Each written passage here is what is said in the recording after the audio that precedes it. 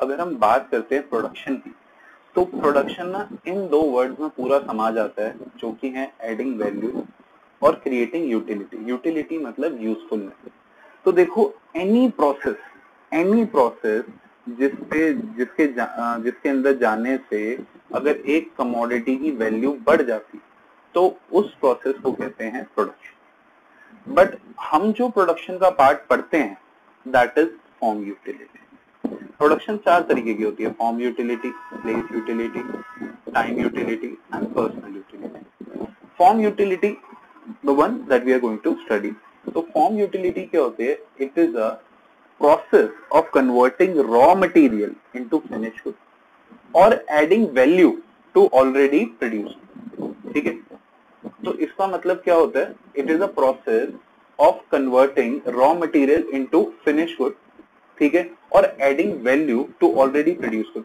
मतलब हर वो प्रोसेस जिससे हमारे प्रोडक्ट की वैल्यू बढ़ जाती है, that process is production. Okay, और एडिंग वैल्यू मतलब देखो, कोई चीज प्रोड्यूस है और उसकी वैल्यू हम पहले से ज्यादा इंक्रीज कर दें, तो वो भी प्रोडक्शन। ठीक है, अब जैसे इसमें एक एग्जांपल दिया, रॉ कॉटन है। रॉ कॉटन को हम क्लीन करते हैं, क्लीन कॉटन बना देते हैं। रॉ कॉटन ब्राउन से कलर का होता है, उस ब्राउन से कलर के कॉटन से हम एक व्हाइट क्लीन कॉटन बनाते हैं। तो ये जो प्रोसेस है, दैट इज ऑल्सो प्रोडक्शन। ठीक है, फिर क्लीन कॉटन से थ्रेड बनाना, ये भी प्रोडक्शन है। ठीक है, इससे कुर्ता बनाना, ये भी प्रोडक्शन है। इसकी एम्ब्रॉयडरी कर देना कुर्ते को, वो भी प्रोडक्शन। प्लेस यूटिलिटी, अगर हम किसी चीज की प्लेस बदल देते हैं और प्लेस बदलने से उसकी वैल्यू बढ़ती है, तो उस चीज को हम कहते हैं प्लेस यूटिलिटी, कि हमने किसी चीज की प्लेस बदल दी और उसकी वैल्यू बढ़ गई। आप मुझे कोई ऐसी चीज बता सकते हो कि मतलब जिसकी हम प्लेस बदल दें और उसकी वैल्यू बढ़ जाए?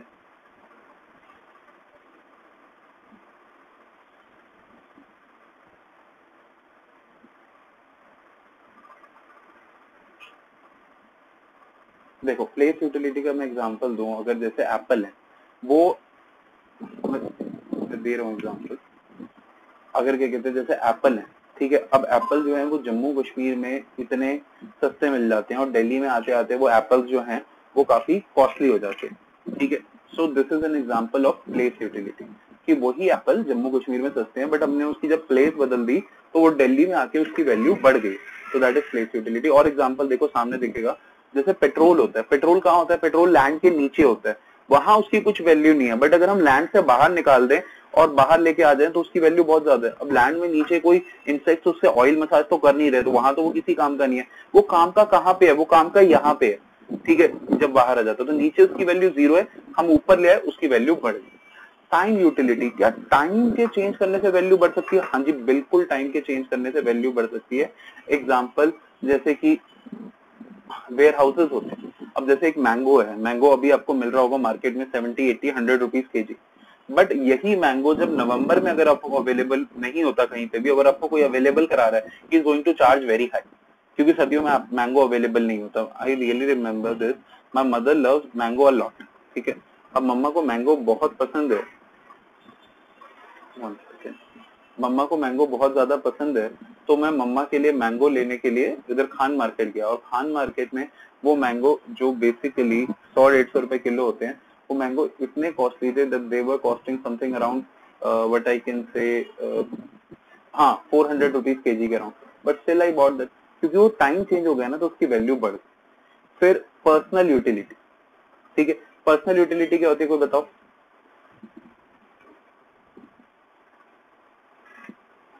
Anybody, give it a try.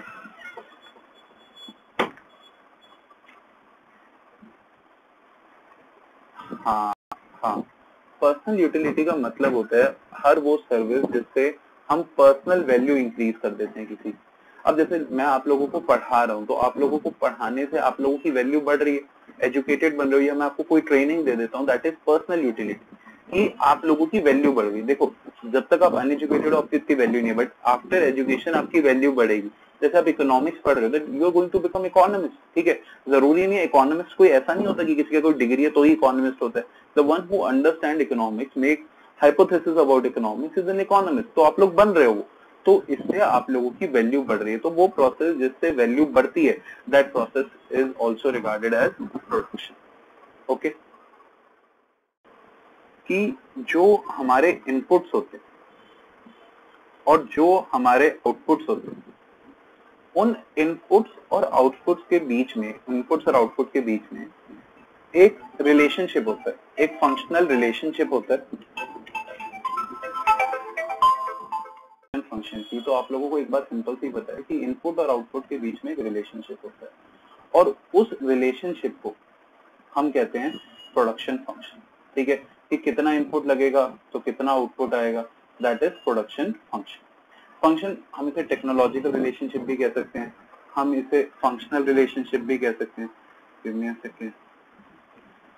हम कह सकते हैं कि ये फंक्शनल रिलेशनशिप भी है, ज्यादा बेटर उल्टा ये लिखना होगा कि इसका फंक्शनल रिलेशनशिप।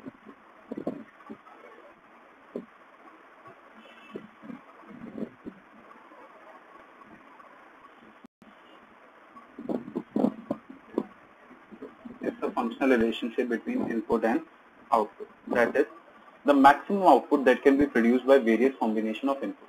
अब अगर हम इनपुट और आउटपुट को मिलाते हैं तो जो इनपुट से जब आउटपुट निकालते हैं तो जो एक रिलेशनशिप बनता है उसे प्रोडक्शन फंक्शन कहते हैं। जैसे अगर 10 फ्लॉक्स ऑफ वुड लगती है तो एक बेड बनता है, 20 फ्लॉक्स ऑफ वुड लगती है तो 2 बेड बनते हैं, जब 30 फ्लॉक्स ऑफ वुड लगती है तो 3 बेड बनते हैं, और जब 40 फ्लॉक्स ऑफ वुड लगती है तो 4 बेड बन जाते हैं। सॉरी 37 फ्लॉक्स ऑफ वुड लगती है तो हमारे 3 बेड बन जाते हैं। अब देखो आपने एक चीज देखी कि यहाँ पे एक थोड़ा सा चेंज आया कि 37 फ्लॉक्स ऑफ वुड में 3 बेड बन गए जबकि 10 का रेशो चल रहा था। ऐसा क्यों हुआ? कैन एनीबडी टेल मी?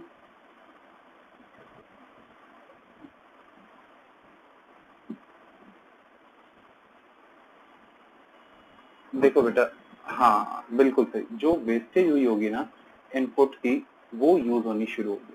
ठीक है, जब हम बल्क में काम करते हैं तो कम लगती है, बट अगर आप सिंपल सी बात है, अगर आप एक प्रोड्यूसर की तरह सोचो तो प्रोड्यूसर हमेशा कोशिश क्या करेगा कि इनपुट कम से कम लगे और आउटपुट जो है वो सबसे ज्यादा है।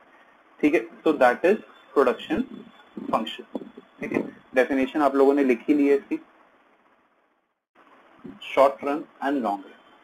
अब जब हम बात करते हैं ना शॉर्ट रन, तो कॉमर्स वाले बच्चों को शॉर्ट रन समझ आता है 1 ईयर, बट इकोनॉमिक्स में ऐसा नहीं है। इकोनॉमिक्स में short run is not 1 year. Economics में short run is a time period जिसमें हम कुछ फैक्टर्स ऑफ प्रोडक्शन तो चेंज कर सकते हैं पर सारे फैक्टर्स ऑफ प्रोडक्शन चेंज नहीं कर सकते। तो जो कुछ फैक्टर्स ऑफ प्रोडक्शन चेंज कर सकते हैं उन फैक्टर्स ऑफ प्रोडक्शन को हम कहते हैं वेरिएबल फैक्टर यानी कि एल। ठीक है, और कुछ फैक्टर्स जिनको हम चेंज नहीं कर सकते उन फैक्टर्स को हम कहते हैं फिक्स्ड फैक्टर।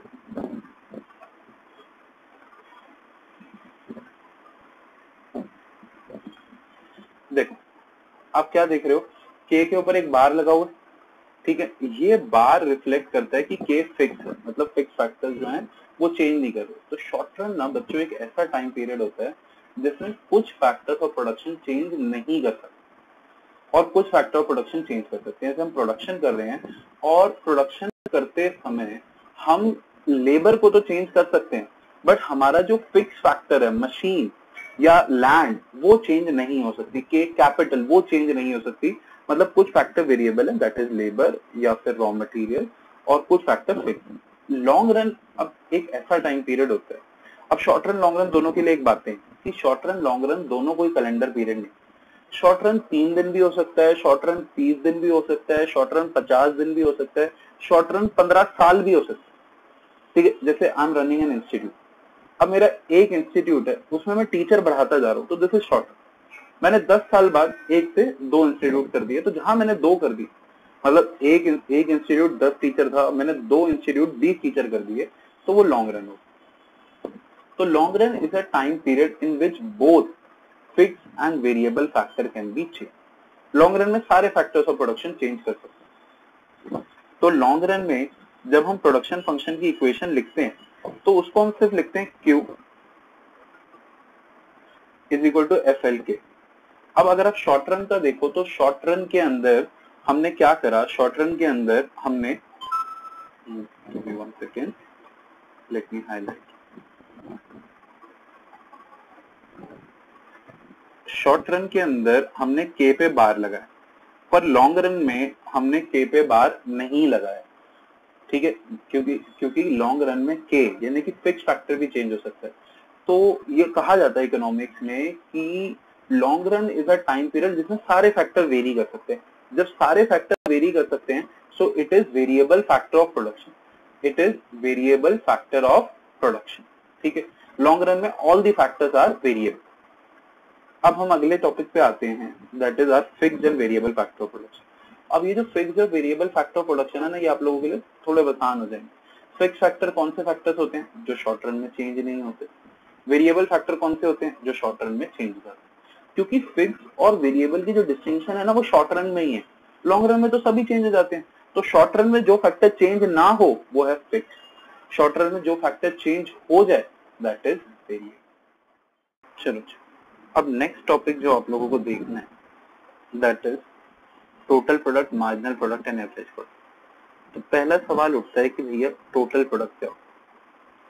तो टोटल प्रोडक्ट का मतलब होता है कि जो टोटल गुड्स प्रोड्यूस हो सकते हैं, total amount of goods produce in a firm are total product. ये जो टोटल प्रोडक्शन हुई है वो टोटल प्रोडक्ट। हमारा जो ये टोटल प्रोडक्ट होता है ना, हम इसे टोटल प्रोडक्ट भी कहते हैं और हम इसे टोटल फिजिकल प्रोडक्ट भी कहते हैं, क्योंकि ये टेंजेबल थिंग है तो टोटल फिजिकल प्रोडक्ट भी कहा जाता है। आई एम सॉरी, मेरा ALD लग रहा है। ठीक है, इसे टोटल फिजिकल प्रोडक्ट भी कहा जाता है। तो टोटल प्रोडक्ट को या तो कहा जाता है TP या तो कहा जाता है TPP। फिर अगली चीज आती है दैट इज मार्जिनल प्रोडक्ट। अब कोई बच्चा मुझे बता सकता है कि मार्जिनल का मतलब इकोनॉमिक्स में क्या होता है?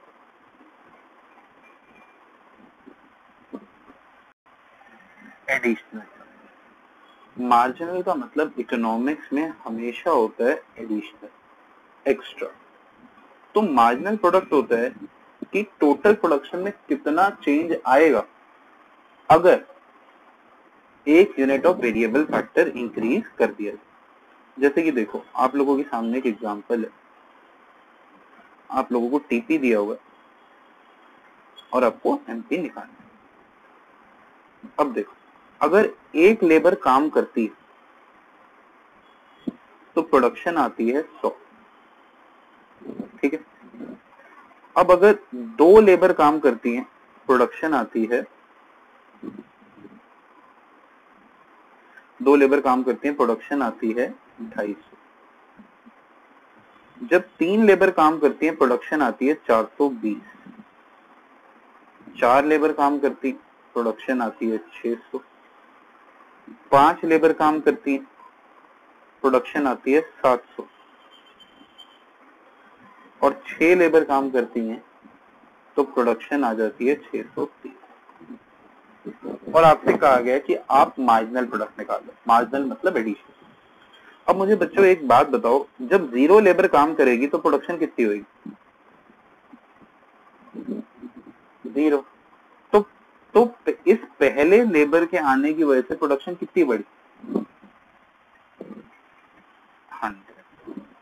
तो मार्जिनल प्रोडक्ट हो गया 100। अब जब हमने एक लेबर और अपॉइंट कर दिया तो हमारी प्रोडक्शन बढ़ी, 100 से 250 हो गई। तो यानी कितनी प्रोडक्शन बढ़ी? 150। जब 3 लेबर आ गए तो 250 से 420 हो गई। तो प्रोडक्शन कितनी बढ़ी?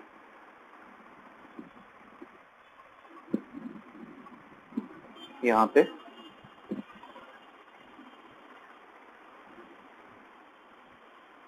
फिर 100 और माइनस। ठीक है, तो ये था मार्जिनल। ठीक है, ये था मार्जिनल प्रोडक्ट। अगर मैं आपको एक बारी और समझाऊं कि मार्जिनल प्रोडक्ट क्या है तो आप जरा एक बारी और देख लेते हैं। किसी को अगर क्लियर नहीं हुआ होगा तो उससे क्लियर हो जाएगा। अब देखो मार्जिनल प्रोडक्ट क्या है, एक बार देखते हैं। अब देखो, जब 0 लेबर काम कर रही होगी ना तो प्रोडक्शन भी 0 ही रहेगी, क्योंकि एक अकेली लेबर तो प्रोडक्शन कर नहीं पाएगी। ठीक है, मतलब 0, बिना कोई लेबर के मशीन तो अकेले प्रोडक्शन कर नहीं पाएगी। अब पहला लेबर आया तो प्रोडक्शन हो गई 100। तो ये जो पहला लेबर था ना, इस पहले लेबर का नाम था रामू। तो रामू के आने से कंपनी के 100 यूनिट बन गए। फिर हमने 2 लेबर कर दिए, रामू के साथ शामू को भी बुला लिया, तो कंपनी की प्रोडक्शन हो गई 250। तो जब रामू आता था प्रोडक्शन होती थी 100, शामू आ गया प्रोडक्शन हो गई 250, तो शामू की वजह से कंपनी की प्रोडक्शन कितनी बढ़ी, 150। अब ये काफी जटिल सवाल था, ठीक है, जो हर कोई ना पूछ पाता, पर कोई 3rd क्लास का बच्चा बता सकता था। ये कैसे निकला, 250 माइनस 100, ठीक है। अब दिबाकर भी आ गया, अब दिबाकर के आने से प्रोडक्शन हो गई 420, तो इसके आने से कंपनी को क्या फायदा हुआ, अब प्रोडक्शन हो रही है 420, जब तक ये नहीं था प्रोडक्शन हो रही थी 250, तो यानी इसकी वजह से प्रोडक्शन बढ़ी 170। अब आ गया अनुराग, अनुराग के आने से प्रोडक्शन और बढ़ी, अनुराग के आने से प्रोडक्शन 600 हो गई, जो कि पहले थी 420, ठीक है। तो प्रोडक्शन कितनी बढ़ गई, 180, ठीक है। अब आ गया दिव्यम, ठीक है, अब दिव्यम के आने से प्रोडक्शन हो गई 700, पहले कितनी हो रही थी 600, तो कितनी बढ़ी 100। अब आ गया Sadeep, oh my god, Sadeep आके गप्पे मारने लग गया, प्रोडक्शन हो गई 630, जो पहले हो रही थी 700, तो प्रोडक्शन में हुआ घाटा, क्योंकि सदीप ने आगे क्या करा, सबको बातों में लगा दिया, प्रोडक्शन ही नहीं करने दी, तो प्रोडक्शन हो गई -70। ये बात समझ आती,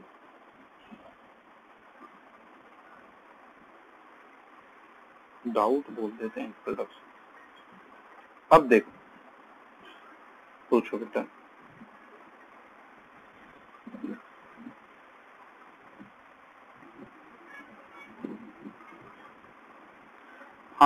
जब हम इकोनॉमिक्स पढ़ते हैं ना, तो हम कुछ अजम्पशंस लेते हैं, और यहाँ पे हमारी कुछ अजम्पशंस होती हैं प्रोडक्शन फंक्शन की, शॉर्ट रन प्रोडक्शन फंक्शन की, और वो अजम्पशन ये होती है कि all the variable factors are equally efficient, ठीक है, टेक्नोलॉजी रिमेन सेम, ठीक है, and we are working in short run.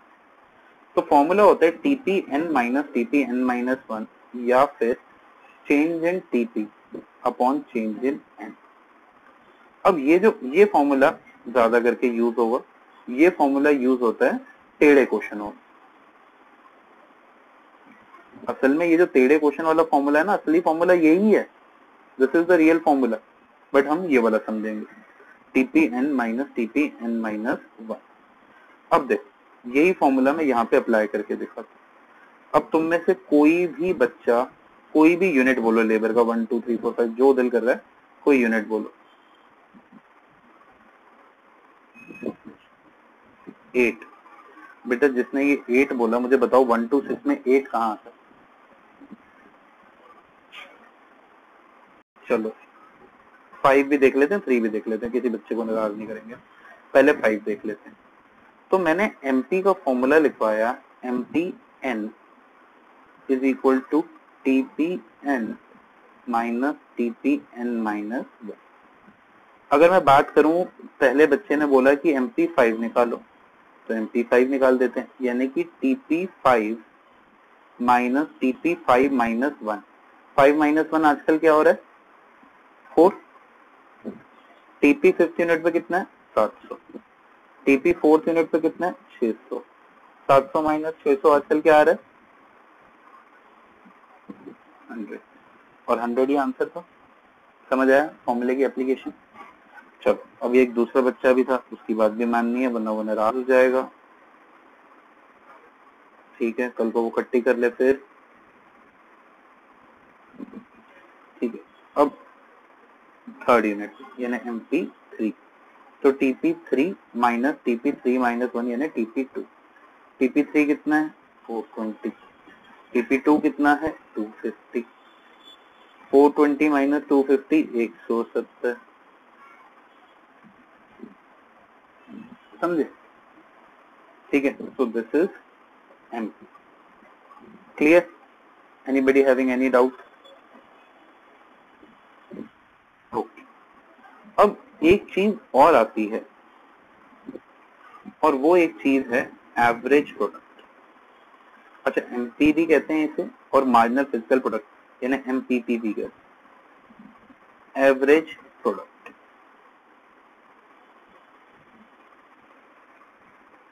Average product की ऑन एन एवरेज एक लेबर कितना प्रोड्यूस कर रहा है, इसका फॉर्मूला है TP अपॉन N। इसका फॉर्मूला है TP अपॉन N।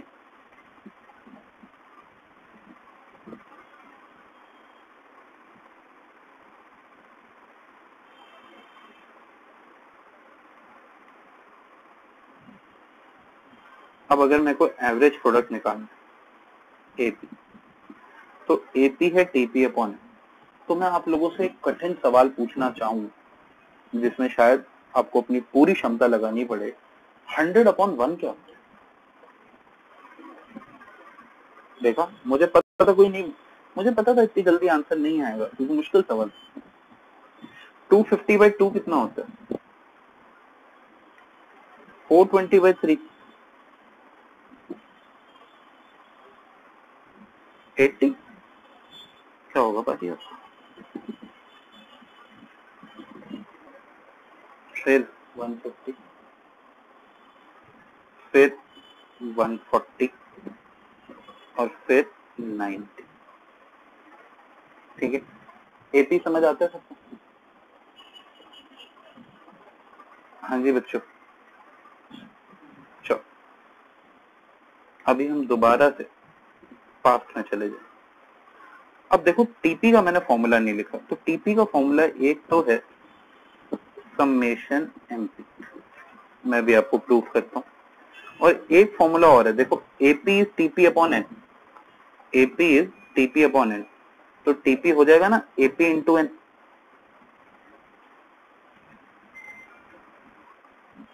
देखो जरा एक बार देखो ये कैसे अप्लाई होता है, बहुत सिंपल। अगर मैं यहाँ पे समेशन एमपी निकाल, समेशन एमपी कैसे निकालते हैं, देखो इन सब एमपी को प्लस करते जाएंगे। पहले हम लिखेंगे 100, फिर हम क्या लिखेंगे 100 प्लस 150। 100 प्लस 150 कितना होता है? 250। फिर हम करेंगे 100 प्लस 150 प्लस 170। 100 plus 150 plus 170 420। फिर हम करेंगे 100 प्लस 150 प्लस 170 प्लस 180, 600 हो जाएगा। फिर हम करेंगे 100 प्लस 150 प्लस 170 प्लस 180 प्लस 100, 700 हो जाएगा, और फिर 630 हो जाएगा। मोटा मोटी इतनी मेहनत करने की जरूरत नहीं है। आप पहले लिखोगे 100, फिर आप 100 प्लस 150 करके 250, फिर अब दिस 250 प्लस 170 करके 420, फिर अब दिस 420 प्लस 180 करके 600, फिर अब इस 600 प्लस 100 करके 700, फिर 700 माइनस 70 करके 630 निकालना। ये बात समझ आती है? अब हमने एक फॉर्मूला और करा कि TP is equal to AP into N, वो भी करके देख लेते हैं। अब देख लो ये समेशन एमपी और ये टीपी सेम आया है बिल्कुल। अब एपी इंटू एन कर लो, एपी कितना है 100, 100 इंटू 1 कितना होता है 100, 125 इंटू 2 कितना होता है?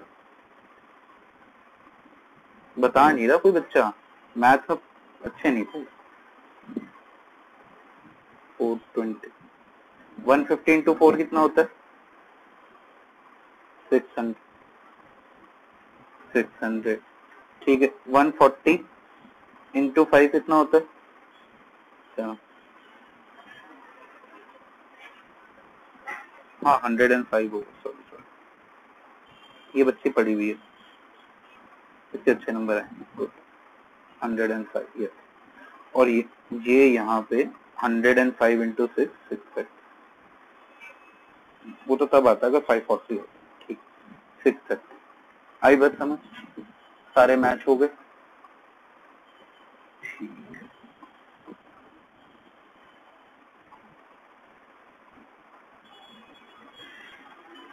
अभी वो यूज कर, अभी अभी नहीं, अभी नहीं, समय आने दो, अभी सही समय नहीं है।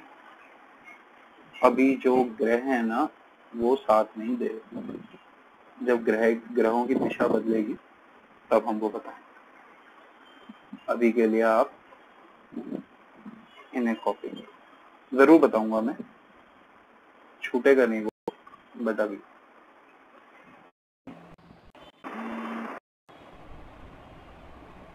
मुझे सबके हिसाब से चलना पड़ता है कि बाकी बच्चों को समझ भी आए कि अभी तक जो अंडरस्टैंडिंग बनी है वो ख़राब ना हो। की आवाज़ नहीं आ रही।